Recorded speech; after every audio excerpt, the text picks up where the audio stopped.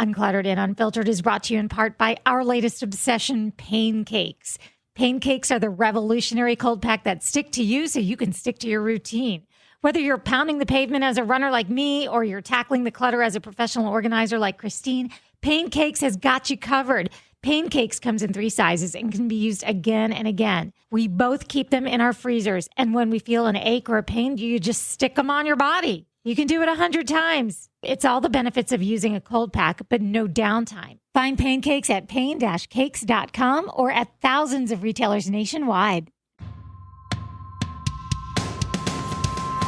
Welcome to Uncluttered and Unfiltered, the podcast urging you to let it go and don't look back. With nationally acclaimed professional organizer Christine Stone and self-proclaimed hot damn mess radio and TV personality Eden Kendall.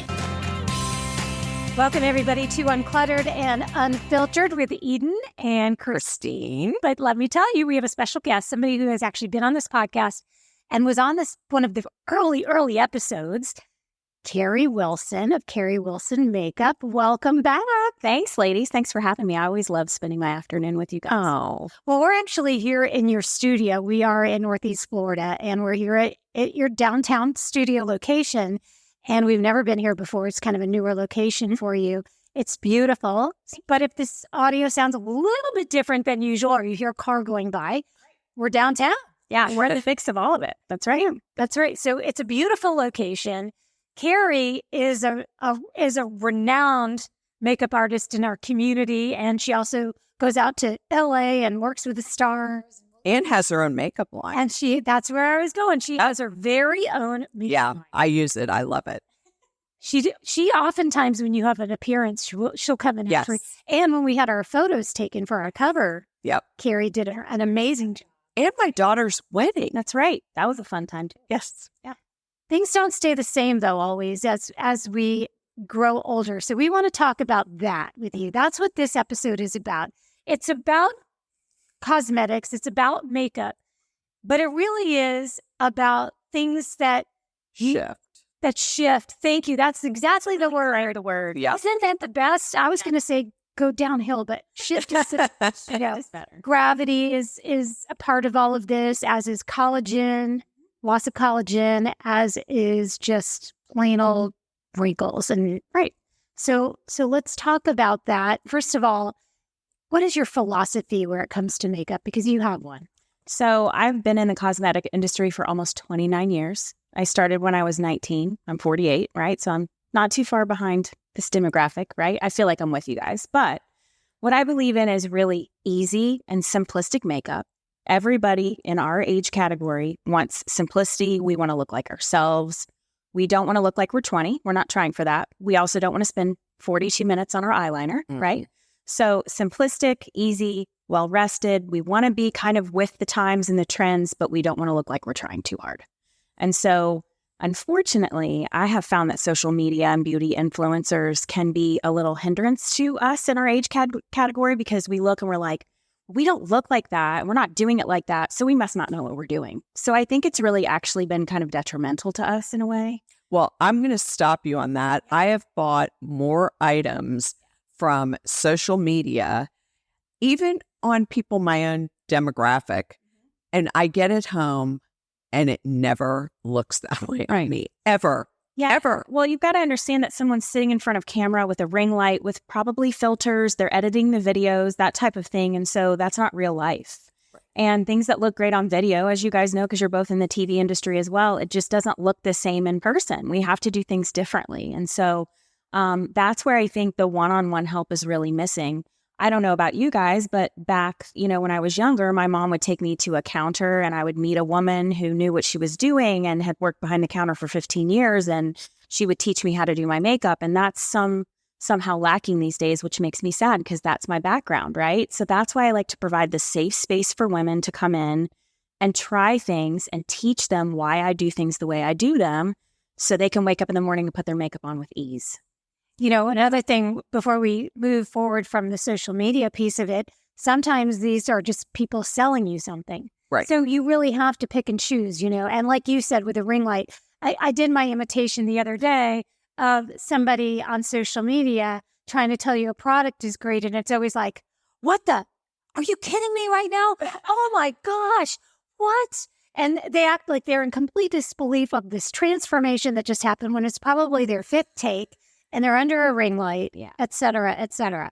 So getting back to what you said about the makeup counter, there was a time that you were doing that, many years ago before you had your own line and before you were doing so much, beyond that.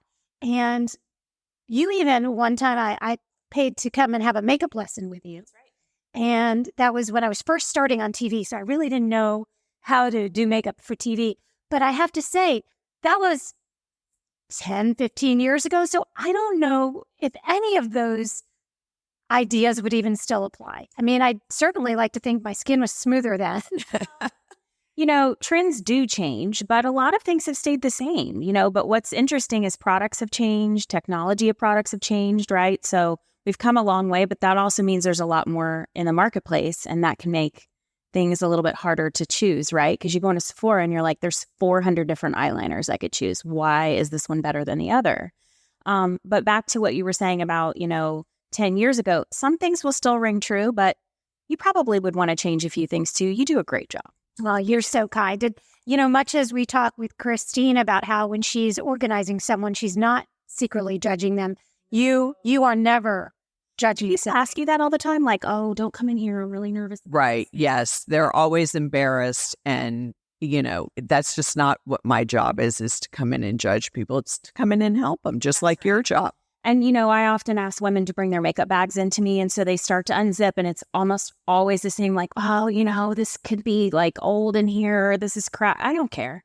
And I also don't walk around going like, you need to do this different with your makeup. And I don't do that. I mean, that's not how my brain works. Right. I mean, when you see a person, you don't see their makeup first. I know I don't. And even though that's your line of work, I feel their vibe first, really, I think. Don't you think? Absolutely. Like a vibe from somebody. I mean, if people ask me, then sure, I'll critique and say, I would do this different or that different. But that's certainly not what I walk around doing. Well, why don't we start with some basic questions for you, Carrie? Now, we are videoing this, and we have what's called a Patreon page where if you're a member, you can actually watch this video. But we're going to describe everything in a way that you don't have to do that. You can listen. I mean, we absolutely understand podcasts are what people listen to in the car. Right. So anything we talk about needs to be crystal clear to anybody who's only just listening. Right. But I think the first question I know that I have is, how do you not accent your wrinkles? Like, I don't necessarily notice it on myself, but some people seem like they don't have any wrinkles. Like, I know I don't notice this on myself, but I'll see people that look like they don't have any wrinkles, and then I'll get up close and I'm like, well, they've done an amazing job. It's not Botox. It's not filler. It's an actual just illusion they've created. Right. So really biggest thing is hydration. You have to make sure that your skin is hydrated, not overhydrated, not underhydrated, just balanced, right? Where you don't look oily and you don't look dry. Well, how do you do that? So it's the perfect marriage between your skincare regimen, really your moisturizer, because that's one of the last things you put on, and your foundation. So if your moisturizer, just for instance, I'll use myself as an example. If I am pretty normal, but I have dryness in my cheeks and oiliness on my chin. So if I were to use a really thick, rich, heavy moisturizer in the middle of summer here in Florida or anywhere in the summer, right? And then put on a glowy, hydrating, illuminating foundation, I would look greasy, oily, like thick and heavy, right?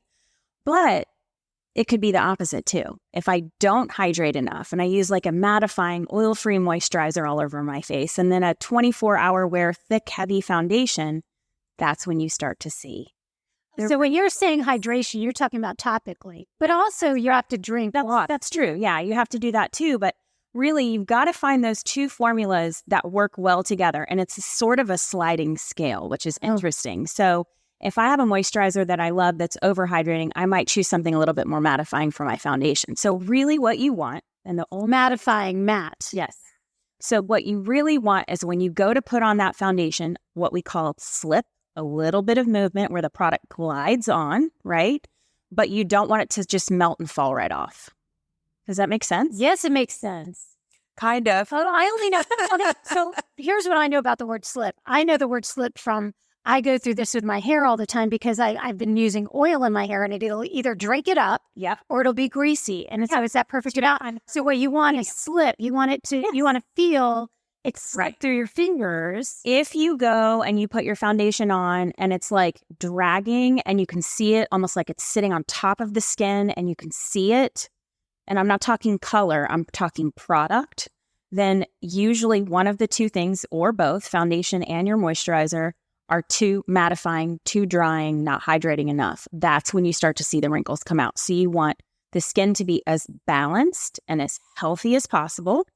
And then you want to find that perfect foundation that gives you a little bit of movement, a little bit of slip when you're putting it on, where it almost looks like skin. You don't want it to look like makeup. Okay, so I use a makeup, one of those blender ball things. And you're telling me, no, this is why I'm asking. That is not ideal for what we're talking about. You know why it's not? I'm so glad you said that, because a sponge, it's a sponge, right? It soaks up the hydration in the makeup and the hydration that you put on underneath. So you're almost left with no hydration. So what, a brush, finger, what? Both, either or, finger or a brush. Interesting. You see, right away, I've got a takeaway. Right away, I'm changing something I'm going to start doing. And change everything. And you're going to waste a lot less makeup and your skin is going to look more like skin and more hydrated because you're leaving all the good stuff on there. Uncluttered and Unfiltered is brought to you in part by Hearts for Minds. June is Men's Health Month, and mental health is a vital piece of the well-being puzzle. Guys often face pressure to bottle up their emotions, but that can take a toll.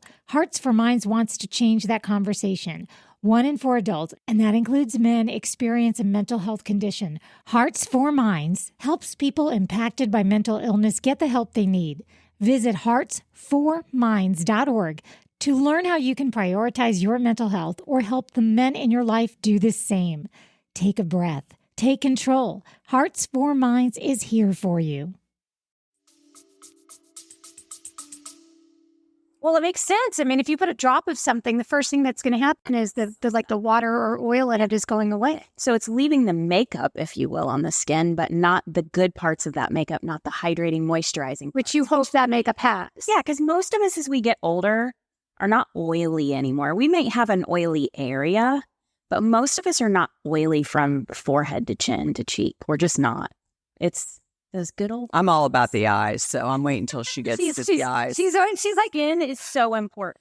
Well, it is important, but nothing like the hooded eyelid, those under eye circles. I complain to you all the time. Yeah, probably is number one. the shadow. Yeah, the shadow. And when I smile, it's like all of a sudden I have wrinkles when I smile. You know what I mean? And then the makeup gets in the wrinkles. And it's all about, for me, like from here up, just even like eyebrows. Yeah. I mean, we haven't even gotten into, doing your eyebrows, because to me, that's the foundation of the face. So do we want to tackle under eye area? Yes. Okay, let's do that. Almost every woman's question or concern. And if it's not, it should be. Mm-hmm. Okay. Because if that's not right, nothing's right. So I'm really big into correcting under the eye before you just throw a concealer on.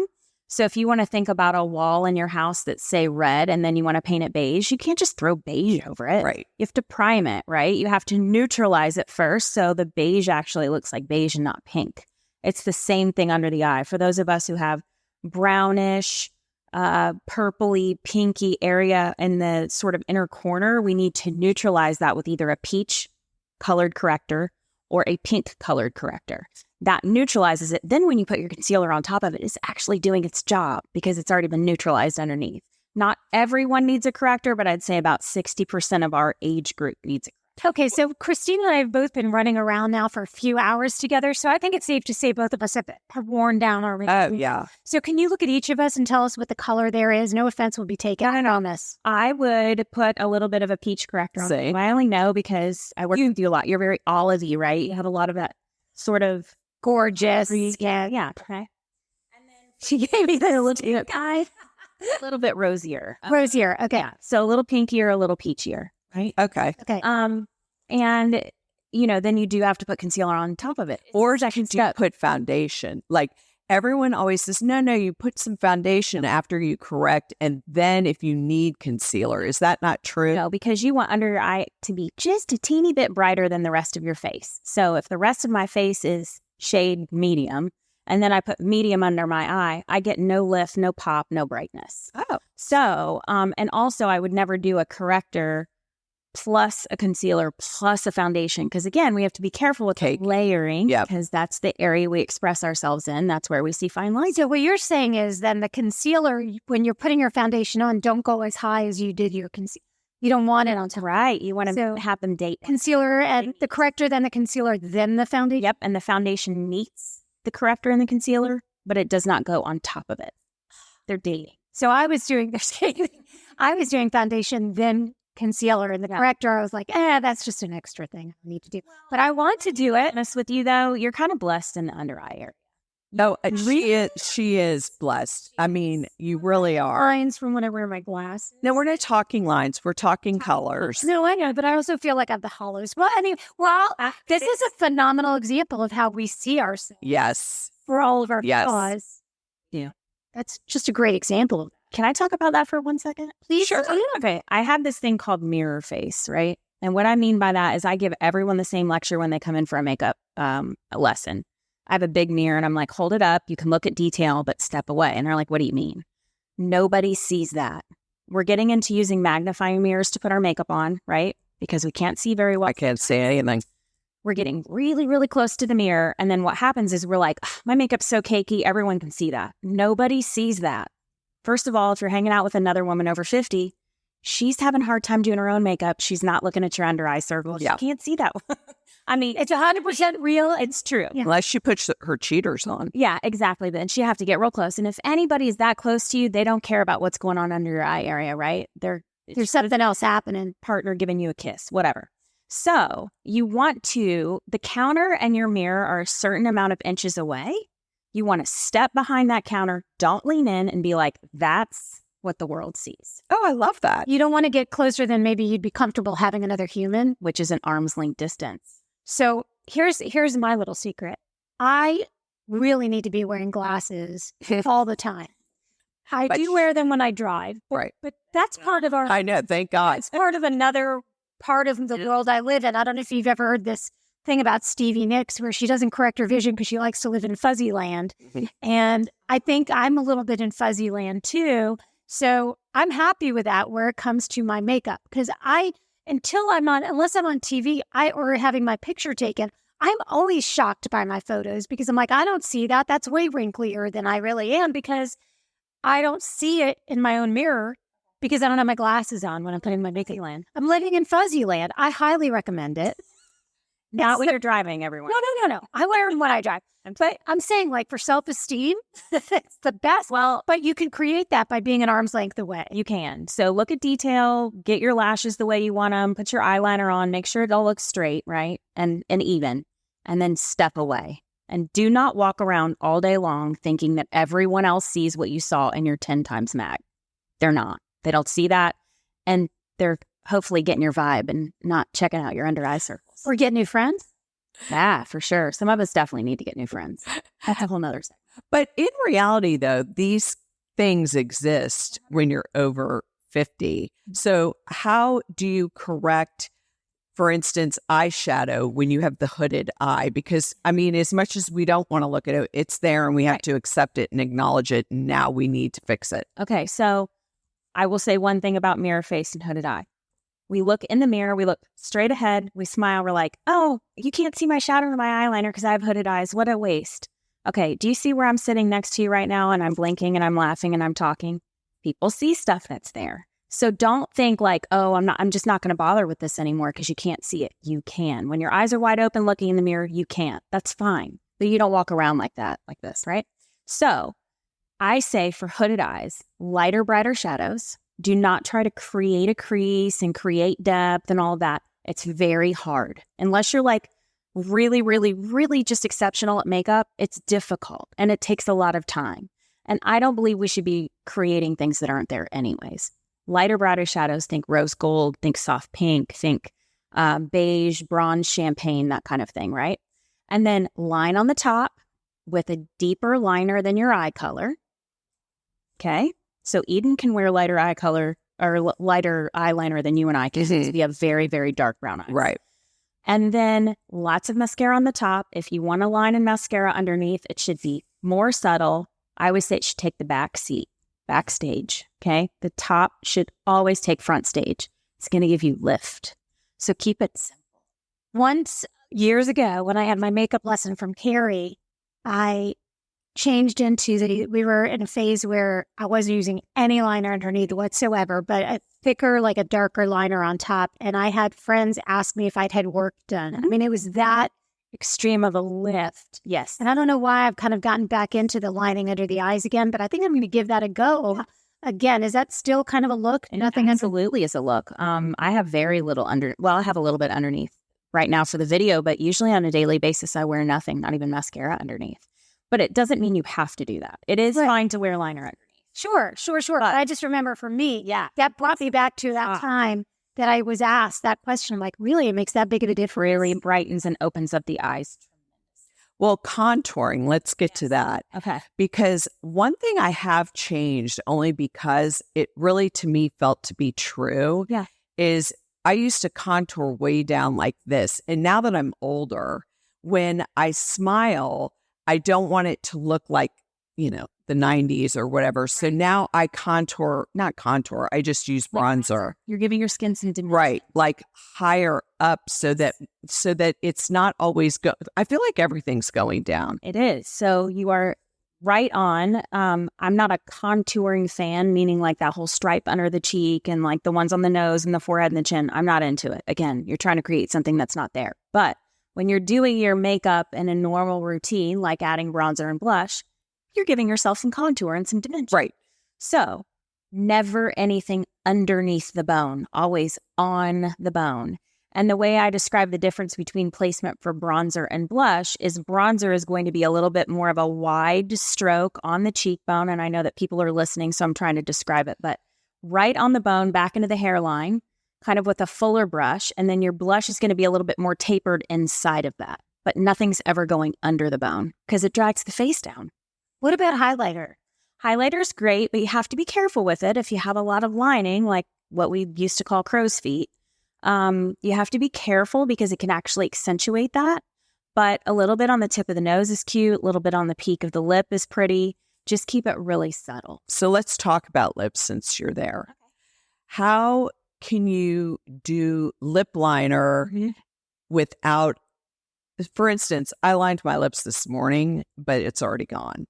I mean, it fades, and also I want to make them look fuller, not skinnier. Right. So either go, depending on your lip shape, right on the lip line, or you can go a little bit outside. But when I say a little bit, I almost mean on the edge.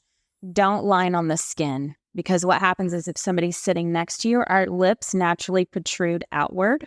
And so if somebody lines on their skin and you're sitting next to them at a lunch table, you're going to be able to see that the liner is on the skin and not on the lip. I think a lot of these techniques, especially on social media, are done in front of a camera.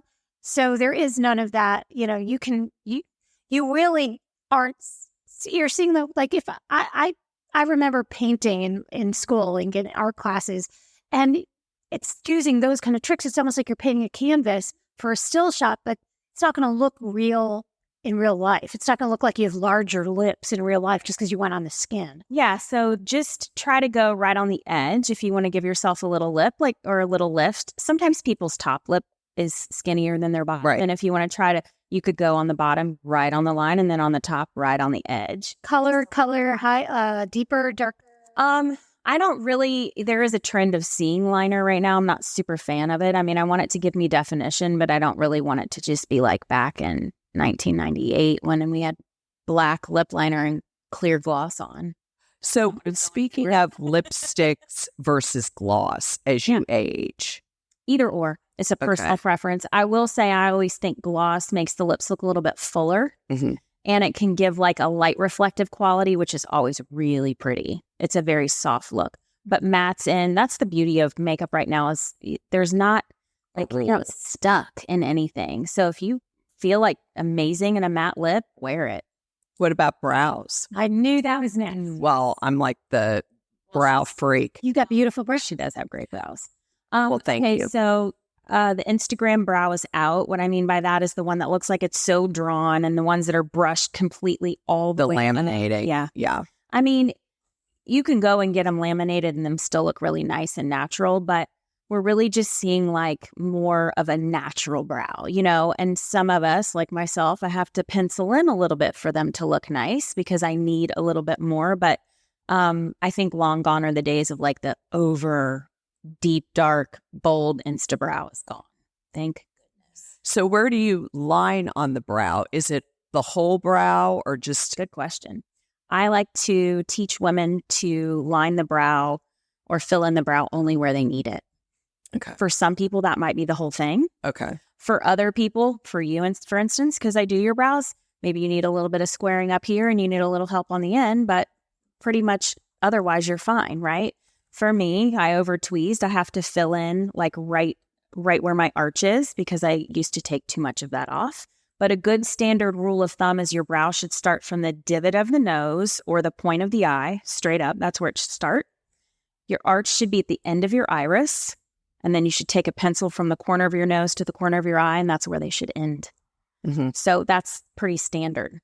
Can we talk peach fuzz, removing peach fuzz? So you can do dermaplaning. You can do it yourself. I mean, I just had dermaplaning professionally done for the first time a couple of months ago. Is there a difference?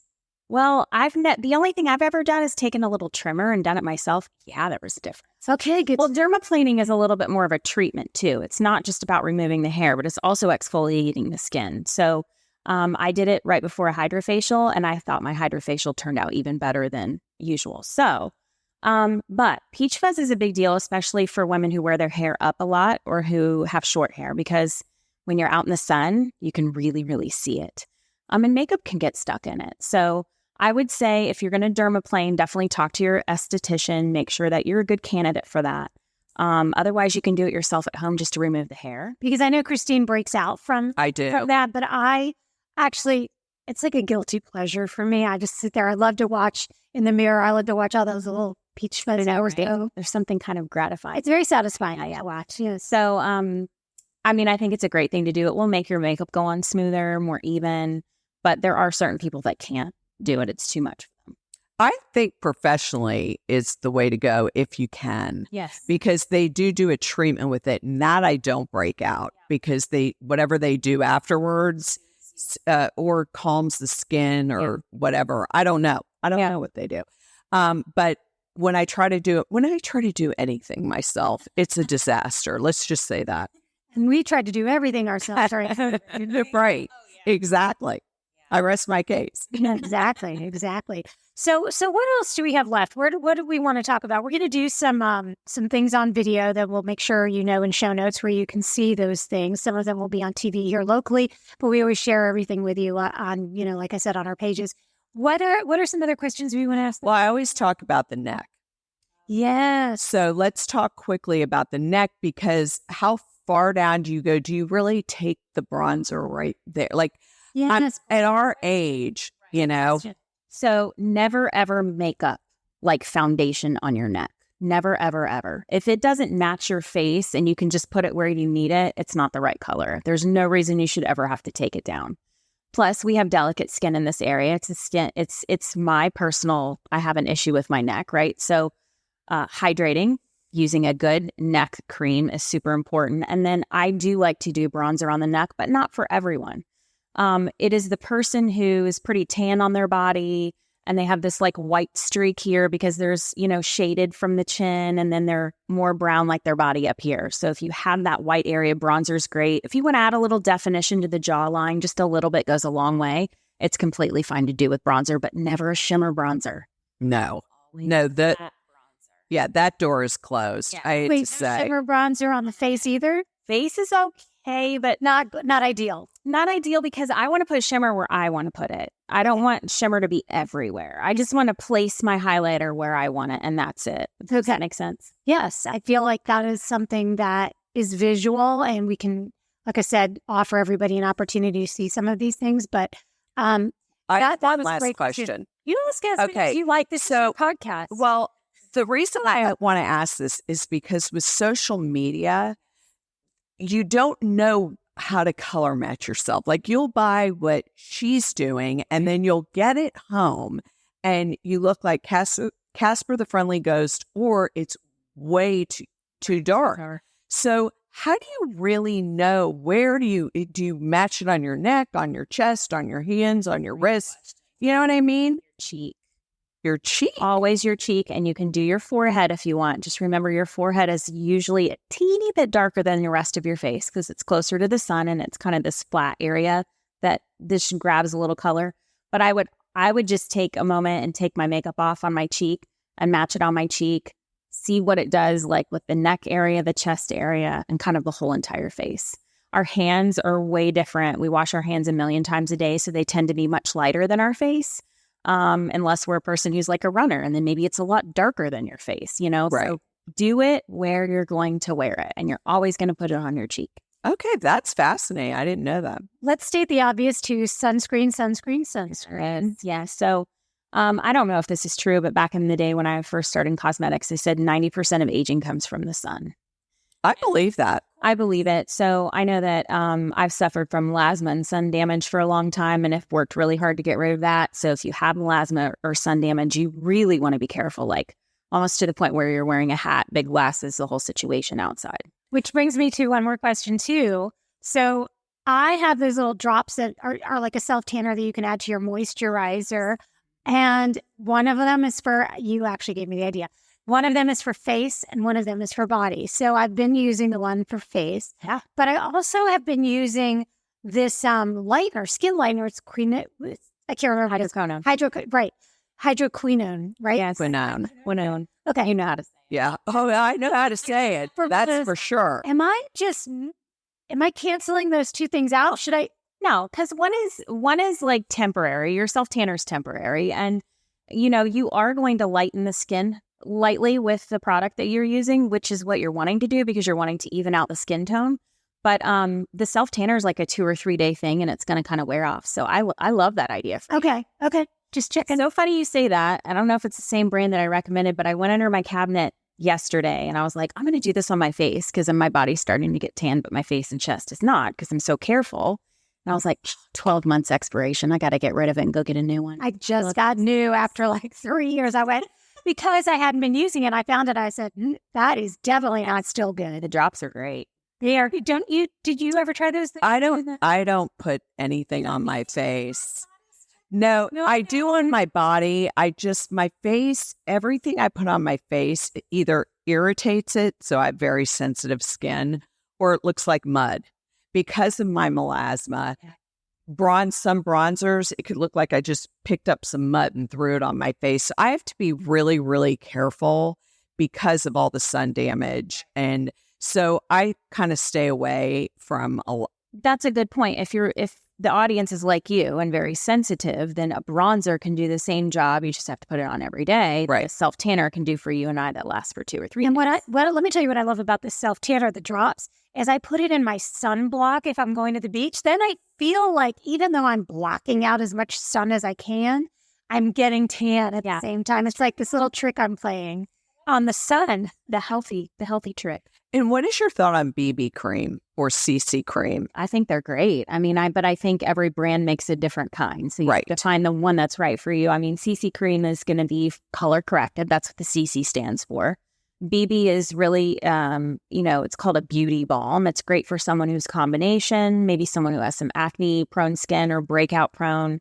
They're both good for sensitive skin. Again, it depends on the brand because they use all different ingredients. Right. They are like tinted moisturizers on steroids. And that's a good thing. Perfect. I love that. Okay, so before we close out, and Carrie didn't ask us to do this, and she really never asks anyone to do this when she makes appearances on television or anything like that. But tell everybody about your makeup line, like what inspired it and where they can get it, and which products you think are good for women 50 or over. Okay, so I started my brand 9 years ago. I worked for a big time brand for 15 years. And when I left the brand, I was like, maybe I'll just do a couple lipsticks and some powder. And it's grown into a full line. I just want easy wearable shades, meaning almost everybody, it's for everyone, right? I think my favorite products for 50 and over would be the brightener, which is a corrector like we talked about, and the concealer, and probably the dual powder, just because it's a very silky powder that does not make the skin look heavy or dull. And then lip glosses. I mean, this is probably one of my top selling products is glosses, but that's just a favorite of mine. I want to make makeup easy. It doesn't need to be hard. It doesn't need to take a long time. You need to feel confident in your routine, just like you do when you go into your closet and you pick your favorites out, and you can wear them even if you had pizza last night, right? That's what you need in your makeup bag. The go-tos. Love it. Easy. Simple. And if you loved this episode, you can go back through our archives and find the original time that Carrie was with us and listen to that one too, because that's where you talked about some things that included like the birthday brush cleaning that you do once a month. On the date of your birthday, you clean all your makeup brushes and things like that. I do Facebook Lives, just pick a different topic once a month to talk about something easy for women that you can always join those. You can decide to ask a question, or you can sit quietly at home and watch. And then all of my products are available online at carriewilsonmakeup.com. Maybe one day we can do a Facebook Live with you on, for our ladies. So let's tell everybody on Facebook, Carrie Wilson Makeup, right? That's right, Carrie Wilson Makeup. Perfect. So Carrie, thank you so much. You're always a breath of fresh air. Always. It's beautiful. Remember, it might be time for you to let go of your own makeup. And don't look back. How about letting go of your mirror face? And let go of mirror face. And don't look back.